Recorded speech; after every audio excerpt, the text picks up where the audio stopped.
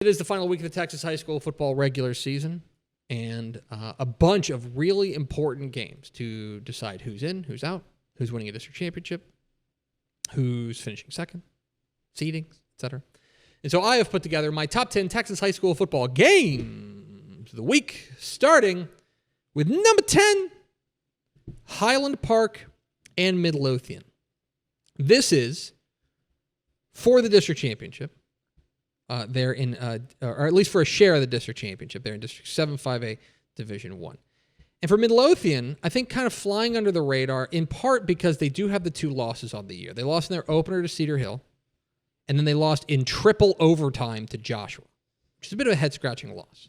But since then, they've been terrific. And what I like a lot about this Midlothian team is that they can beat you in a variety of different ways, but they are going to grind you out on the ground. Okay, Bo Wendell, their quarterback, has been terrific. They've got a bunch of other running backs. They have 6 running backs who have run for 200 or more yards this year. Pretty impressive stuff. The onus for them is going to be on their defense, which has been good, but not spectacular. And they will need to find a way to slow down Buck Randall and this really explosive Highland Park attack. This is a very good Highland Park offense. They are rolling right now into the playoffs. I'm interested to see exactly what this looks like. I think this could be a high-scoring affair because I think both offenses are the dominant forces in this game. But Midlothian and Highland Park, my number 10 game of the week. Number 9, Sulphur Springs and Frisco Panther Creek. No, that's not Valera Panther Creek. It's Frisco Panther Creek. And it's a state-ranked showdown for second place in District 7-4A Division 1. Sulphur Springs playing at the Star tonight. And this is a Sulphur Springs team that is finding a way. You may remember a couple weeks ago, they lost their star quarterback, Deuce Timmons, to injury. But they have figured it out, and they've really leaned more on their defense. And that is going to be tested in a big, big way going up against this Frisco Panther Creek attack, which we know the playmakers have got. Graylin Fry, Donovan Webb, Parker Ord. They are loaded on the outside. The question for me, Jalen Lott, almost forgot him. Can the Sulphur Springs defense hold serve enough and take advantage of a Frisco Panther Creek defense that I think can give up some points here and there?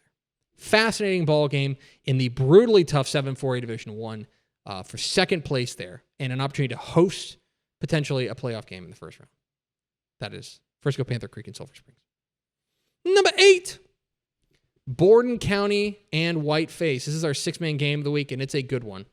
Another district championship game. And I think really an opportunity to see exactly what this region looks like. You may remember that the last time you paid attention to the Antelopes of Whiteface was when they were playing in the 1A Division 1 state championship game a year ago. And they were a bit of a surprise, although Clinton Lindman's a ball coach and Jack, but they were a bit of a surprise. Now we'll find out for a District 3 1A Division 1 title. Both teams are in the playoffs, but the winner of this is the district champ and gets the number 1 seed.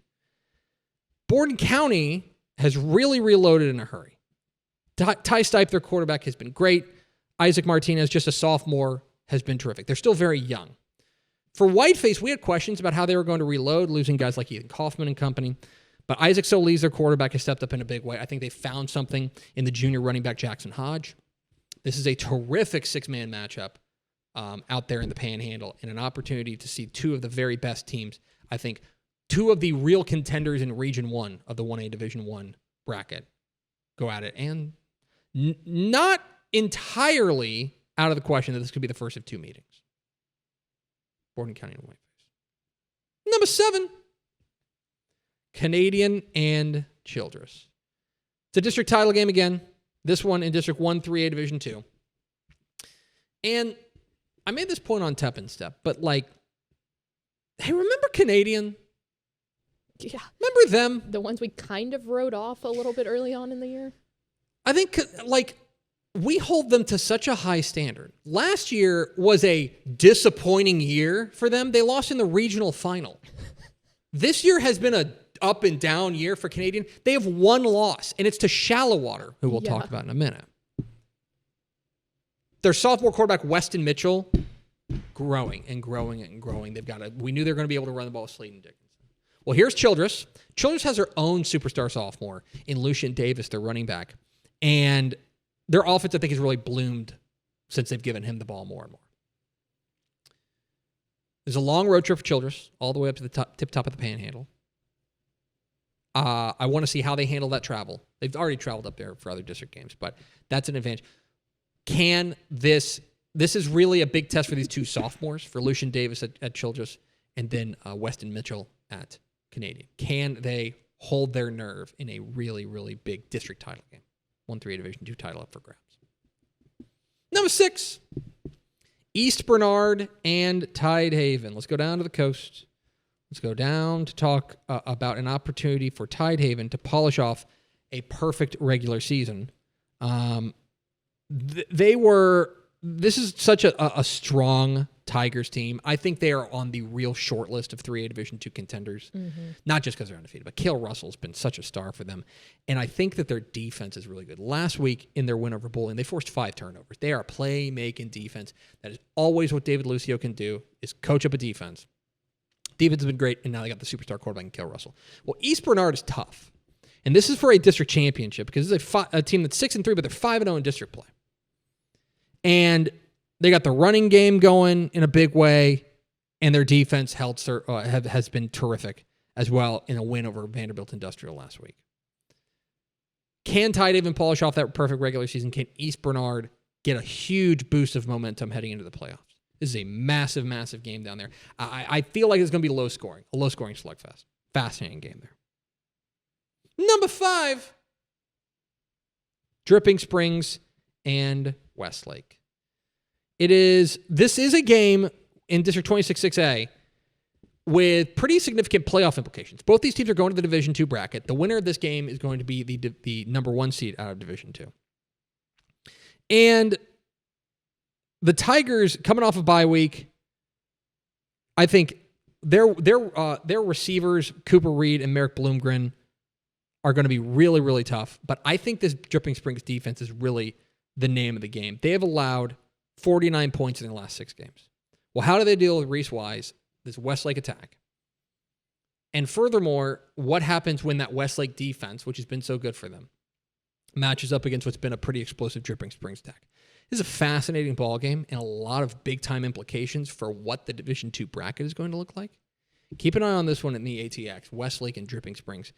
Terrific, terrific game in this one. Number 4, Shallowater and Dalhart. Have you heard the good news about the Dalhart Wolves? Something special's happening there in Dalhart. This is a team, they beat Bushland for the first time in 12 years a couple of weeks ago. They are 8-1. They're looking for their first outright district title in 46 years. Hunter Trussler, their quarterback, has been terrific. He has been really, really fun. Here is an opportunity for them to really make history against an always very tough Shallowater ball club. Shallowater, a team that has the 3 losses on the year. Their losses are to Seminole, pretty good loss. Midland Greenwood, I think people know how I feel about Greenwood. And Idlewood. Those are 3 pretty good losses, if you're to say. They've already got a win over Canadian, remember. This is a good Shallowater ball club. I love especially what they do offensively. They have got a number of big-time playmakers, but it all starts with their quarterback, Cooper Martin. An opportunity for Dalhart to really lay the claim as being one of the teams to beat in 3A Division I, Region 1. And win their first outright district championship in almost 50 years. Number 3, Dilion and Hamilton. To District 5-2A Division I we go. Region 2, and 2 of the preseason favorites in Region 2, I think with an opportunity to at least announce that they are a team to be reckoned with for the district title. Hamilton, we had questions about what they were going to look like offensively, but their defense, Halston Hale and company, has been Hamilton-like. That's what we've come to expect from the reigning regional champs. Well, here's Dilion. And they will have the offensive advantage in this one. They will have the best offensive player in this game in Heston Jobe, their quarterback. You add in a strong running game with the sophomore Lane Couch. And that is, to me, good on good. That is your best against our best. The Hamilton defense against this DeLeon offense is going to be box office. This is a fun matchup that will, again, go a long way towards shaping what the Region 2 bracket looks like in 2A Division 1, which is always just ludicrous. Number 2, Galena Park North Shore and Humble Summer Creek. It is a huge game in District 23 6A. I wish I could tell you that this is for a district. This is for an opportunity of a district championship, at least a share of it. I wish I could tell you there are major playoff implications in this one. Both these teams have locked up what they're going to do. Summer Creek going D2, North Shore going D1. But I think that this is, from a huge confidence-building perspective, a massive game. North Shore can finish off the season with 9 straight wins. And they have been, ever since that week 1 loss to South Oak Cliff, where we were sitting at this desk going, what's wrong with North Shore? They have been a wagon, an absolute wagon. Quarterback Caleb Maryland's been on another planet. Last week against CE King, they won 42-27, but they were up 21-0. I mean, this game, they have been terrific. Well, here's Summer Creek. They got a quarterback of their own in Noah Spinks, who's been really, really good. And their defense, I think, played their best game of the year last week against Kingwood. Can North Shore, who carries this into the playoffs? One of these teams is going to be feeling really good heading into the playoffs. There is, again, while there's no playoff implications in this one, like between the ears, there's a lot to play for here. And there is a universe if Summer Creek wins this game and CE King were to lose. I don't know. I'm standing in front of me. Ignore me. Bracket reveal show Saturday. But it's not the number 1 game of the week. No. The number 1 game of the week is Bastrop and Liberty Hill. District 11 5A Division 2 title on the line. And Liberty Hill started 0-2, and we wondered about what they were going to look like, but they've run off 7 straight wins. The slot T is the devil. It's been terrific, and I think the defense has gotten gradually better.